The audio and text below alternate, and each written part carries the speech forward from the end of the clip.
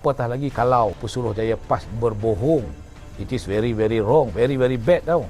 Saya terpanggil untuk menjawab spekulasi yang timbul ekoran kenyataan Pesuruhjaya PAS Perak yang Berhormat Razman Zakaria. Kononnya katanya ada wakil rakyat kerajaan yang datang menemuinya sekaligus memberi gambaran seolah-olah wujud gerakan bagi menjatuhkan kerajaan.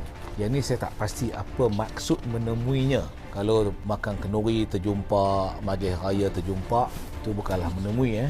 Ini maksud dia purposely pergi jumpa dia. Tanpa menyertakan sebarang bukti dan asas yang kukuh, kenyataan Ketua Pembangkang Dun Perak itu sengaja dibuat untuk membentuk persepsi kononnya wujud pergeseran dan ketidakstabilan dalam kerajaan negeri Perak. Untuk itu, saya dan rakan-rakan Exco dan semua adun kerajaan hari ini sebulat suara menyatakan komitmen untuk terus mendukung kestabilan dalam kerajaan sekaligus menafikan dakwaan kononnya wujud usaha menjatuhkan pentadbiran sedia ada.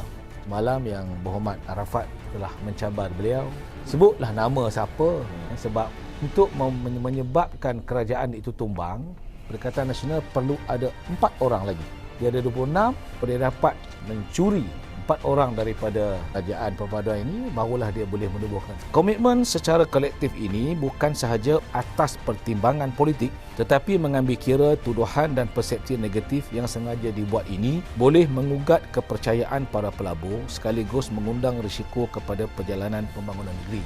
Saya pun biasa jadi pembangkang juga, jadi pembangkang lagi. So bila kita nak keluarkan kenyataan, kita kena ambil kira kesannya kepada ekonomi negeri.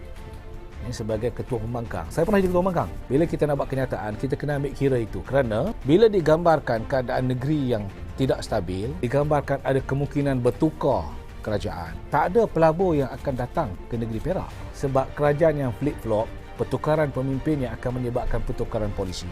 So, dia akan mengundang kebimbangan, ketidakyakinan di kalangan pelabur. Sedangkan sekarang ini, kerajaan yang ada sekarang ini, kita sedang bertungkus lumus untuk menarik seramai mungkin pelabur, membawa sebanyak mungkin pelaburan ke dalam negeri ini, dan mereka akan melabur dengan jumlah wang yang begitu besar, berbilion-bilion ringgit. Dia perlukan masa yang panjang untuk dia labur dan mendapat pulangan semula. Tapi kalau dalam 3 tahun bertukar pemimpin, 2 tahun bertukar kerajaan, itu tidak akan memberi keyakinan kepada pelabur-pelabur.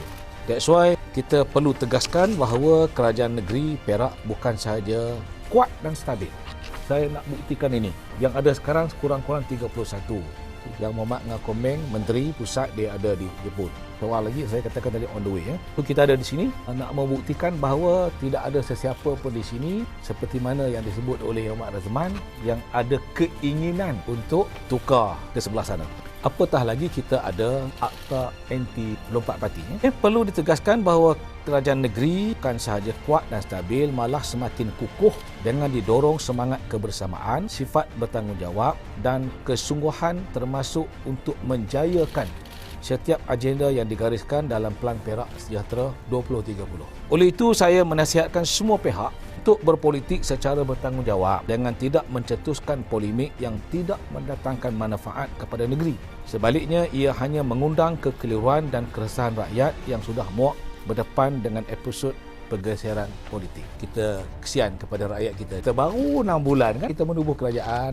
Semua orang sedang memberi fokus kepada bagaimana kita nak menguatkan kerajaan dan juga untuk membuat persiapan bagi kita meneruskan agenda Pelan Perak Sejahtera 2030. Tapi dengan statement sebegitu, ia menyebabkan orang rasa gundah gulana. Saya juga mengajak semua rakan-rakan parti politik termasuk pembangkang untuk bermuhasabah, menyuburkan politik matang dengan memberi idea atau teguran demi kebaikan rakyat dan kemajuan negeri, bukan mencipta persepsi yang akhirnya mengundang ketidakstabilan. Memandangkan isu ini mendatang kebesaran kepada rakyat, ada cadangan wakil kerajaan untuk buat laporan polis supaya elak ini berlaku? Ya, kalau sampai waktu kita rasa dia memberi gambaran tak elok dan menggugat keselamatan. Jadi tak mustahil lah kita akhirnya akan membuat laporan polis lah. Sebab itu merupakan kenyataan berbau hasutan. Apatah lagi kalau Pesuruhjaya PAS berbohong.